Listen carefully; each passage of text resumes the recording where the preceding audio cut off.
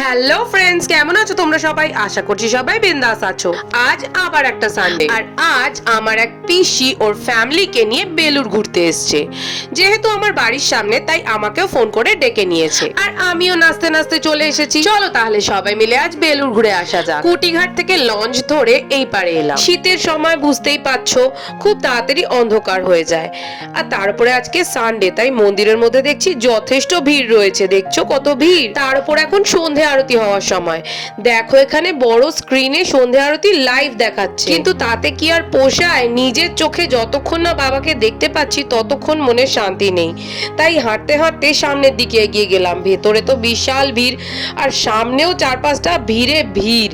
সেই জন্য দূর থেকেই বাবাকে দেখে নমস্কার করে নিলাম, আর তার সাথে বাবাকে স্মরণ করে চরণামৃতও নিয়ে নিলাম। তারপর মন্দিরের চারপাশটা বাইরে দিয়ে ওদের ঘুরিয়ে দেখাতে লাগলাম। ভাবলাম বসে একটু সন্ধে আরতি শুনি, কিন্তু কি করা যাবে, বাইরে তো বসতেই দিচ্ছে না, আর ভিতরে যা ভিড়, বাবার কাছে যাওয়া তো পসিবলই নয়।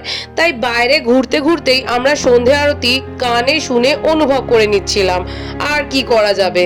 এইবার এইদিকে দেখো, এইটা হলো আমার সেই গীতা পিসি, আর তার সাথে ছিল ওর বৌমা, ওর নাতনি, শম্পা কাকিমা, ঝুমা দিদি, আর অ্যাজ ইউজুয়াল আমি। আর দেখো এখন কত সুন্দর ব্যবস্থা করে দিয়েছে। যারা ভেতরে ঢুকতে পারছে না তারা এখানে আরামসে দাঁড়িয়ে সন্ধে আরতি দেখতে পারবে, তাই না? আর এইখানে দেখো গেটের সামনে পুরো বেলুড়ের একটা ম্যাপ করে রাখা হয়েছে, যাতে দর্শনার্থীদের কোনো রকম অসুবিধা না হয়। তারপর ওখান থেকে বেরিয়ে আমরা পাপড়ি চাট খেতে খেতে গঙ্গার ঘাটের দিকে এগিয়ে এলাম। এখান থেকে নৌকোয় চেপে আমরা কুটিঘাট যাব, তারপর সেখান থেকে পিসিদের নিয়ে যাব আমার বাড়িতে। ওরা রাত হয়ে গেছে তাই যাবে না করছে, কিন্তু অত দূর থেকে আমার বাড়ির এত কাছে এসে বাড়িতে না ঢুকলে কি হয় বলো? তাই আমি ঘটি গরম খেতে খেতে ওদেরকে কনভিন্স করে নিই।